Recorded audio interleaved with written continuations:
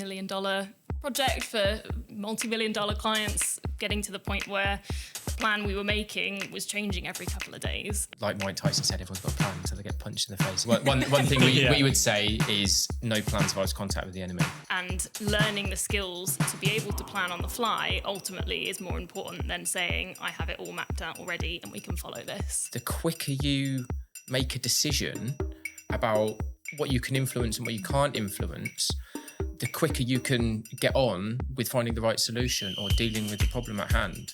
What advice would you give to leaders trying to help their teams under pressure? The best way to prepare people is...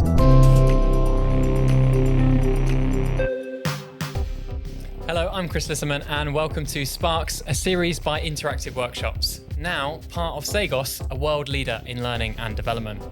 And we've got two very exciting guests on the podcast today, Emily Larson and Ben Heath. Welcome to the show. Thank you. Thank you. Excited to be here. Yeah. Great to have you both on.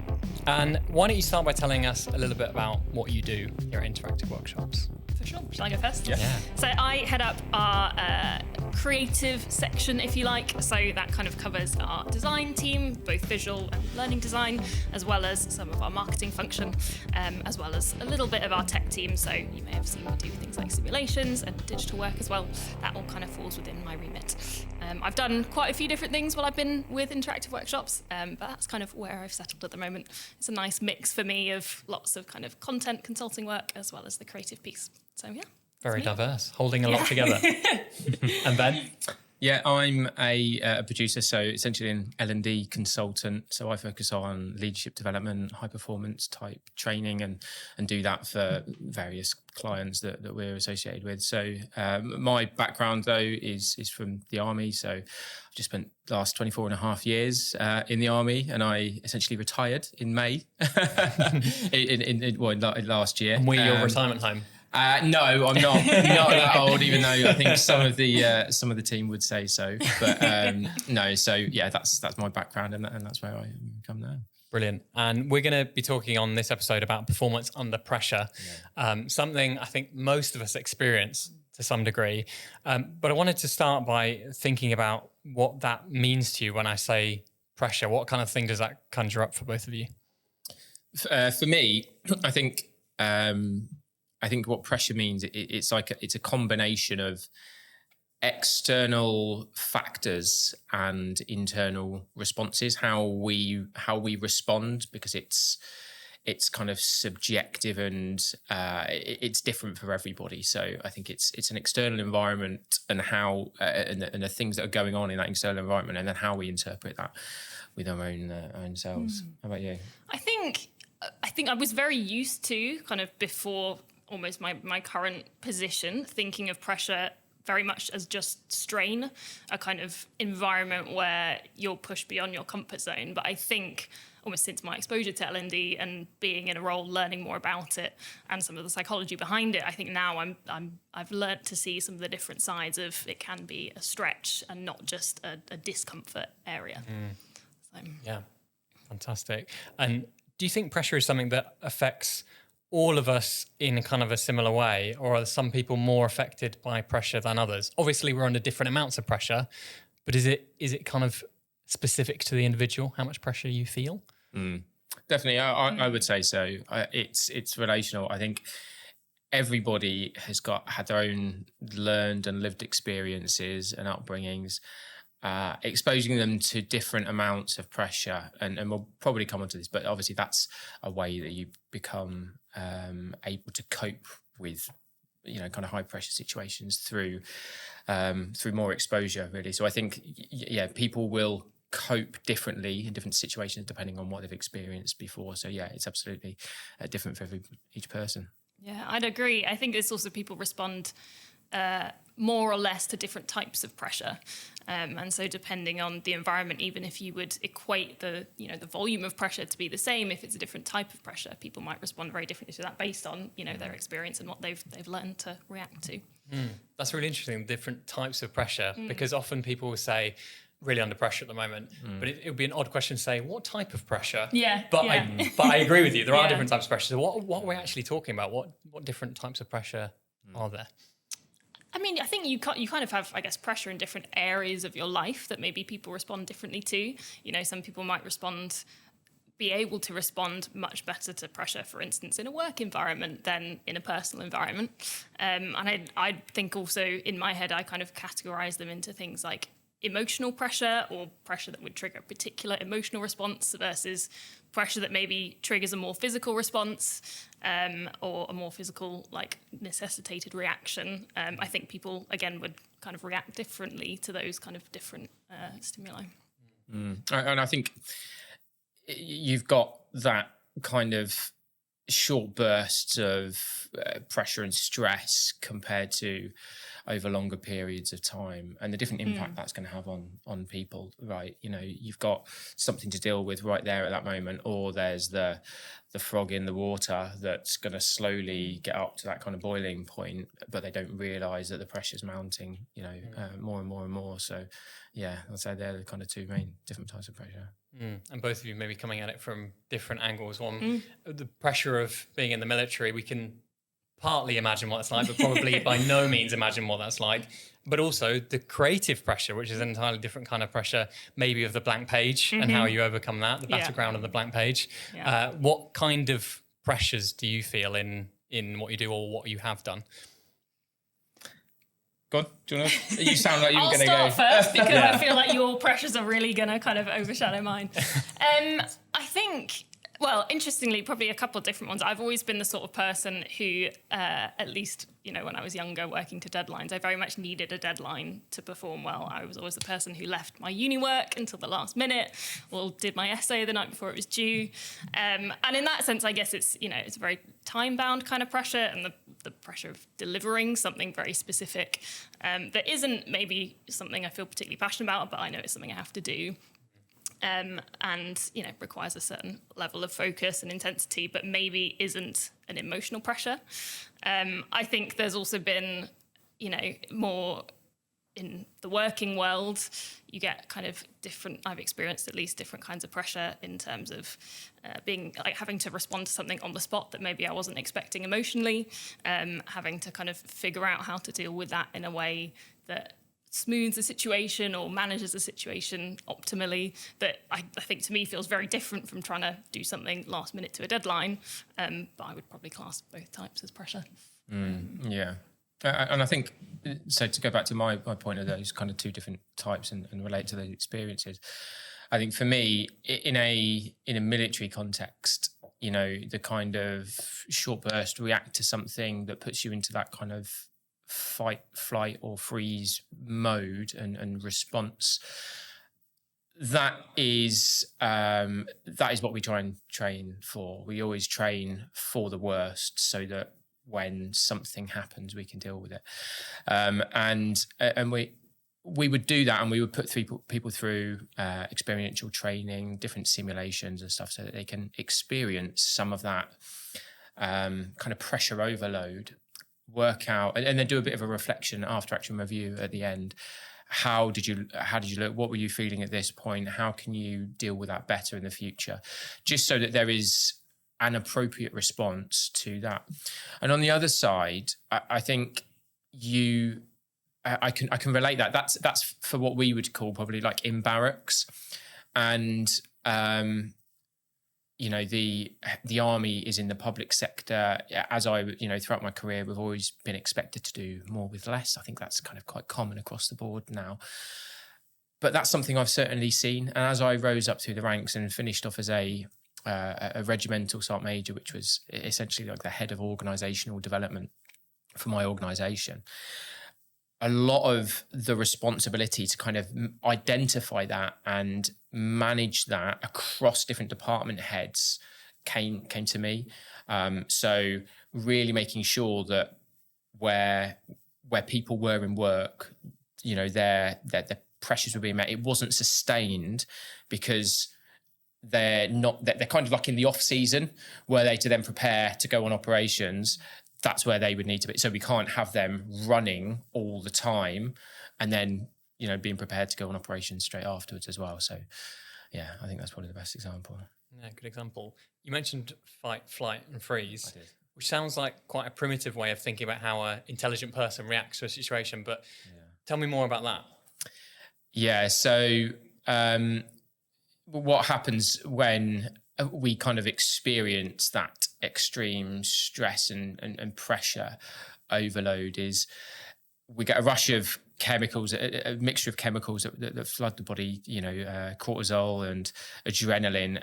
And what that does is it puts us into kind of extreme alert mode, focus on the things that are the most important. So living, breathing, like we then don't have the capacity for additional tasks. So, to kind of break it down, I suppose, your heart rate's gone up. And as your heart rate goes up into those kind of higher levels, you start to lose some of your ability, some of your complex fine motor skills, and you get down to gross motor skills right at the top. So actually, that's what it is. It's putting us into that mode. And obviously sustained periods of time in that are not particularly good for us. And if you think about what I just said about the two kind of differences there, and what often happens, I find in workplaces is that too many people are spending too much time, maybe not right up at that level, but experience a level of stress, which has those chemicals going around the body, which then your body is still in a kind of self-preservation mode, which actually it reduces some of the kind of functions in the body, like your immune system and things. So actually that's how people get work-related stress and illnesses from those as well. Have you had anything to add? No. I was going to say, I think of the kind of the fight, flight, freeze, I think also speaks to, as well as the physical aspect, the almost remote emotional response of whether you decide to confront something, run away from it, or do absolutely nothing, which can be a place people get stuck, or where you have to really train yourself to resist one urge and move in the other direction, because what might feel natural in that situation actually isn't what's going to be helpful for you. Yeah, I find that in work situations where you just find yourself, and it sounds like an extreme, but it happens quite often, where you find yourself in a situation where something unexpected happens, something unexpectedly stressful happens, and you just either ignore it, you just you're frozen in, I don't know what to say, like you're actually speechless, which sometimes happens, or you get defensive. Or passive aggressive, even guilty of a situation, because you're in that fight mode. It's something about the chemicals leads you into this kind of like, well, that's not happening mode. And ultimately, I suppose in that military context, the one thing we don't want people to do is freeze. So I mean, yes, there's often going to be a preferred response depending on the context and the situation as to whether fight is the right solution or flight, but freeze is unhelpful. It's just unhelpful because you're not making any decision at all. That kind of, I suppose, exactly, that kind of decision paralysis kind of hits you, and then you're no use. But to your point, like Mike Tyson said, everyone's got a plan until they get punched in the face, haven't they? One thing we would say, is no plan survives contact with the enemy.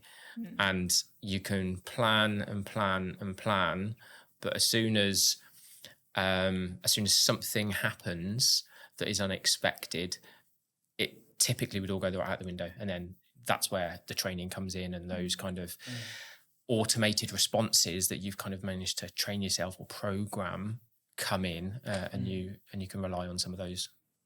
I think that's, to the point of planning, that's one of the things I think I've learned most in, an evolving role, but also in a role dealing with sometimes quite high pressure projects with quite tight timeframes. That the practice of being comfortable with planning is much more useful than being comfortable with having a plan. And learning the skills to be able to plan on the fly ultimately is more important than saying, I have it all mapped out already and we can follow this.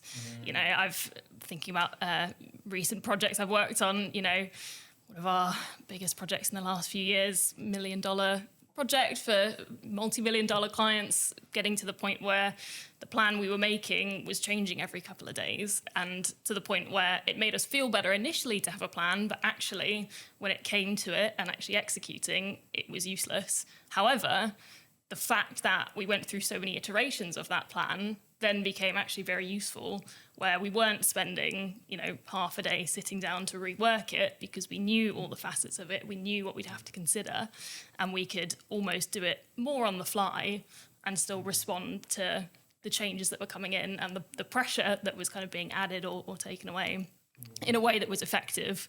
And I think that's been a really big learning for me, and also something I think try to pass on to my team as well, is the ability to be agile with a plan, but not lose the importance of the skill of planning. Yeah, I really like that distinction between the skill of making a plan, being able to come up with a plan, an idea of where you might go, and then the planning on the fly, as you said, or the agile kind of planning, as two separate skills. And maybe the on the go, on the fly is more useful because, as you say, as soon as there's some other external factor you can't predict, if you've made a really brilliant plan, that possibly goes out the window. The one thing that is certain is change, isn't it? Yeah. At some point, something's going to Absolutely. happen, and so you've got to prepare for the unexpected. How then do you help your team with that predictably changing plan? So you're saying make a plan, but then it's likely to change. So try and stick to it, but also try and be flexible. How do you manage that?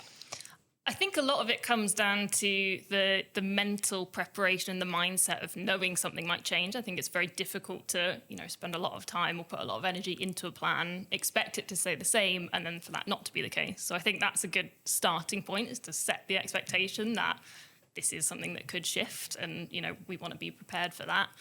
I think one of the other things I try and focus on quite a lot myself is the aspects, the classic circles of control. What in this changing environment can I actually still have control of, and therefore how will that influence my planning moving forward? What can I influence but maybe not completely manage, and what is out of my control and therefore is going to be fairly good for me to be aware of but useful for me to freak out over. And I think using that kind of framework for if you're coming up to a point of change or something's happened you weren't expecting, kind of trying to almost categorize the events that are happening or things that have changed into those groups as a starting point. From a mindset perspective, I think helps with the emotional side of dealing with change and new pressures.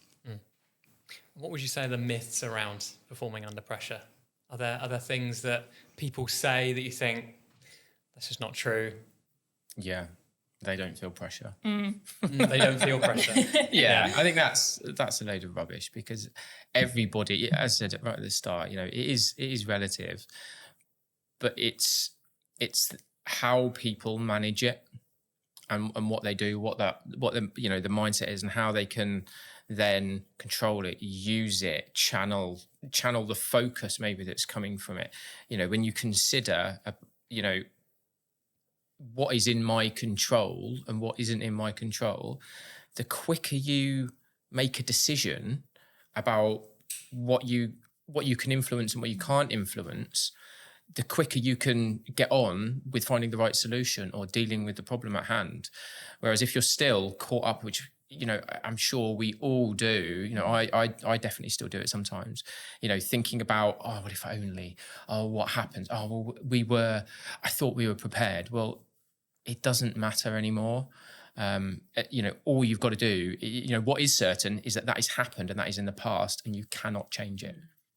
Get on with it, focus going forward, and think about what you can actually control. And you mentioned before that you see pressure as that internal kind of dealing with the external factors. When we look at those people who it looks like they don't feel the pressure, they're obviously feeling those external pressures the same like most people would, but they're doing something different, presumably, that gives this view that they don't feel the pressure. Do you know what it is they're doing that gives us that impression that they don't feel the pressure? Yeah, I mean, for me, what I would say is that when they're kind of, there's a bit of a triage process going on in their brain. What is important at the minute? And some of these things that initially they'll maybe look at and go, well, that's outside of my control. That factor, I can't control that. There's nothing to do with me. And they are then focusing on what they can do, what they can influence, and what's going to have the biggest impact as well. If you if you can think about that and think about that bigger picture and take a step back, we talk in the military about a Condor moment, and it's heard it as a helicopter view or whatever else. There's lots of different kind of ways of describing it, but it's like a tactical pause, take a step back and have a look at a kind of more holistic view about what's going on, and then you can potentially start thinking about second, third order effects of decisions that you're going to have to make. And so you can't control the actions, that's already done. I can control my behavior and how I respond to these things and what I can influence.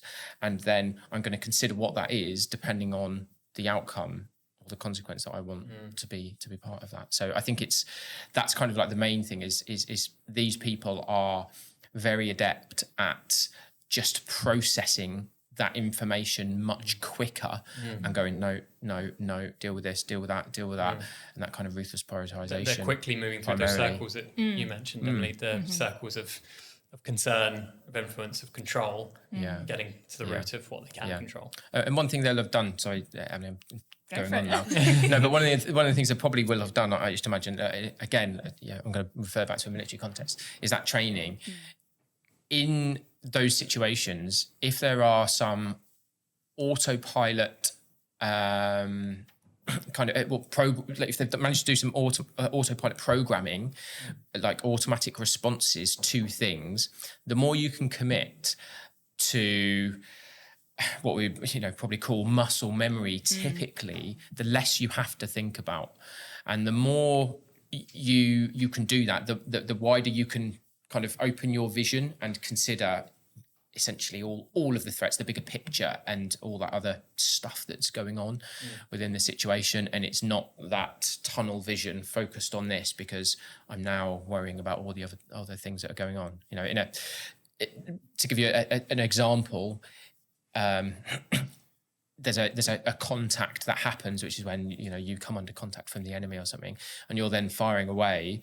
One thing no soldier in the British Army would ever struggle with is when they run out of ammunition from the magazine, is changing a magazine. Like, that is automated, and that is trained through explanation, demonstration, imitation, practice, and then people are hammered on that. It's instinctive. And it becomes it's instinctive. And there's I can think of so many examples of where that just happens, where you've just got an automated response and you haven't even had to think about it, and it kicks in and you're immediately able to focus on the bigger picture, which is always useful.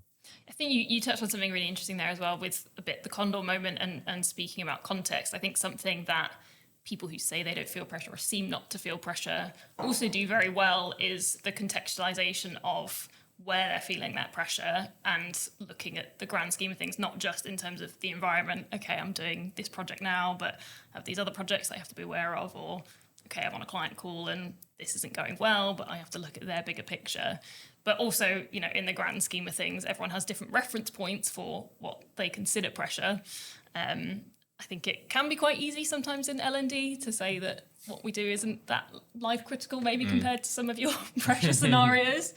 But I think there's also a recognition of, even when in the wider context we're not necessarily saving lives, there's the element of, okay, I know we're not saving lives, and that maybe if this training isn't going as well as we want, it's not the end of the world. However, I can still recognise the emotional pressure that's coming with that for me, for other people, and deal with that in a way that's contextually respectful and functional as well, rather than necessarily a straight dismissal of, well, it's not that important, the pressure doesn't matter, or something like that.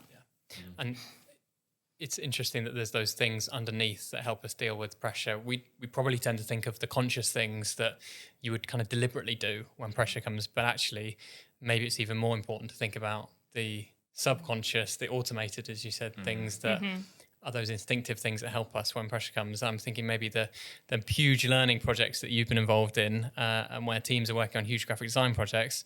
Are there instinctive things that help you? Because I think you're someone that deals with that really well. Can I say that? Yeah, you can. You can say that. Please, no one test that. I think. Oh, good question. I'm trying to think about what kind of things become instinctive.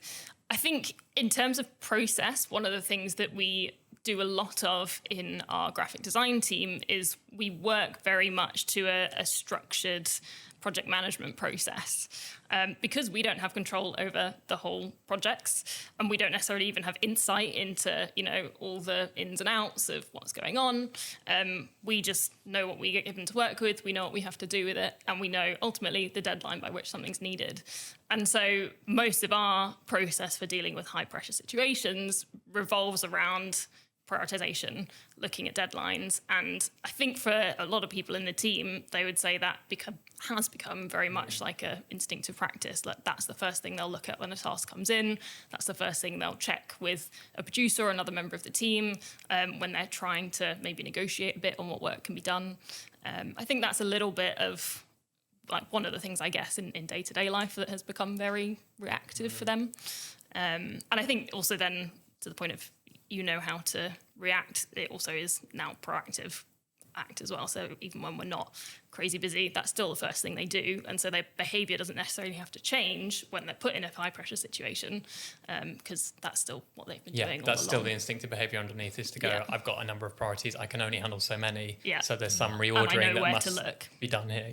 Just one point on that as well that I would just add to, though, is that, we talked about myths, and not necessarily a myth, but I read a good line that you don't rise to the occasion, you fall back on the highest level of training. And actually that's it, the training, the process, what it is, what's the structure that you've got that you can always rely on and you have there in place, so that when it does happen, you can just immediately revert back to that.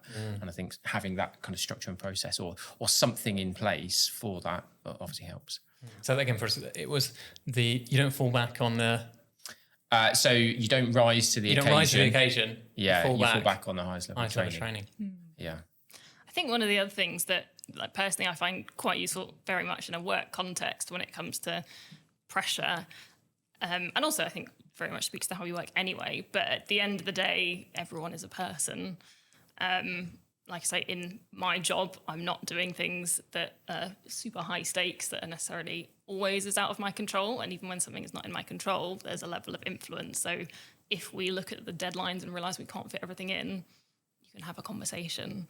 I think with all pressure, there's a vent somewhere, whether or not that's, with the person that you directly need to liaise with or with someone else who can offer solutions.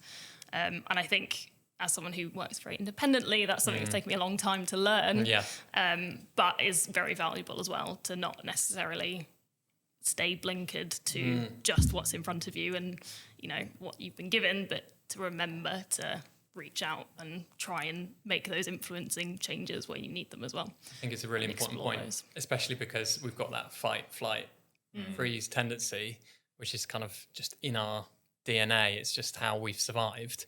To know that actually not every situation, and tell ourselves not every situation is a threat, a literal threat to our living and breathing. It's not a bear in our midst or whatever else it could be that our ancestors would have had to actually deal with.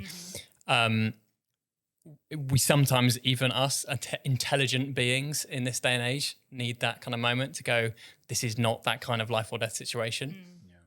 This is a human who I can talk to, and actually we can probably sort things out, or perhaps reduce the pressure a little bit. And really important as well, because your level of preparedness is different to my level of preparedness, and yours as well. And again, back to that kind of relational aspect of it, we're all going to deal with things differently. So it might be a bear to me, and it might not be a bear to you, and it might be a bear to you. So, yeah. What advice would you give to leaders trying to help their teams under pressure? You've both led multiple people, multiple teams. What advice would you give to a fellow leader? I think the best way to prepare people is to simulate it. Is to simulate stuff. Go back to training. The more exposure people have to it, the more comfortable they have. The more comfortable they become with it. I mean, I think about examples of running some like pre-deployment training, situational awareness training with people, preparing them to deploy on operations. And lots of cases they're individuals, and it's then very clear to see that when they run through a simulated scenario, different people react differently to the same threat, although yes, they're actors and people, it may not be exactly the same situation, but it is near as damn it. People react differently depending on their own lived experiences. And actually the people that are maybe a bit more streetwise in those kind of high pressure situations are a bit more adept. So it's that simulation really. The more you can kind of expose people to, but it's got to be controlled. That isn't a carte blanche, right? Team leaders go and smash your people with simulated stress. That's absolutely not what I'm saying. I'm saying controlled scenarios and allow people to do it. But also the important part there is the reflection, the after action review, seeing what's happened and what people can learn from that, so they can again build that self-awareness. I think I'd add, I think empathy is very important. There's only so much control you even have as a leader over how your team responds to stress and how different individuals deal with it. And you can't make people respond differently than they do. You can work on it with practice, but there's always a base level of what they come with. So I remember one of the really moments that stuck out to me when moving into a new kind of job role that I was feeling quite anxious about. My leader at the time asked me a set of questions that would kind of help them know when I was feeling pressure, what kind of my indicators were, what he could pick up on that maybe I wouldn't tell, but he would see. A level of that preparedness as well, so that then when the real situations do happen, you're aware of them and know to help. Because I think there's also the difficulty of you can't be in everyone's heads or know everything that's going on at every point. So yeah, being able to spot those signs and know then also how to help. That was another kind of one of the questions of, cool, then what do I do if I see those signs? And being empathetic enough to ask and check what those signs might be. Absolutely, makes a huge difference. Yeah. And then when it got to the point where I was feeling a lot of pressure, I actually struggled with it, but still felt comfortable enough to go and say, hey, I need some help. And actually in that situation, the first thing they said was, thank you for telling me. And that made all the difference to not just kind of how I worked and how I approached my work, but how I felt about potential other pressure coming up or changing situations and that sort of thing. So I think that's very critical in terms of, generally managing people who might be in pressure situations as well. Love that, by the way. You've got the question set, have you? I do have them. Yeah, I can share them with you. Really intrigued. Maybe we can put it in the notes. Yeah. I really think good questions. For me, I think I haven't come across that, but I think that's such a great tool that maybe we can provide in some of our training for people to ask. And they're obviously calibrated type questions. To find specific outcomes like that. Anyway, sorry. Yeah, that's really good. Before we wrap up the podcast, tell us a little bit more about how we help clients with this kind of thing. You've just talked about how simulating some kind of organised chaos might help. Larson, do you want to speak a little bit to that? Yeah, absolutely. I mean, I think one of the things we have done quite a lot in the last few years is disaster relief simulations. We do those in a couple of different ways, but that's a really interesting way to not just simulate pressure, but also put people in a different environment. I think it's one thing trying to simulate difficult conversations or a project that they might do day to day, and that's very useful. But also putting people in perhaps a slightly different scenario that they might not expect, but that teaches them very transferable skills and builds that muscle is not just a really useful thing to do, but it's very fun as well, and is often something that is not expected by participants, adds a kind of like really fun interactive element. But people come away with really good takeaways because it's something, I think, particularly when it's not expected, it does test those abilities to respond to pressure in a different way. Brilliant. Thank you both for joining me on the podcast. This has been really fun. Thank you, Ben. Thank you, Emily. If you've enjoyed this podcast, give it a like and review us, preferably positively, wherever you get your podcasts. Thanks for joining. We'll see you next time.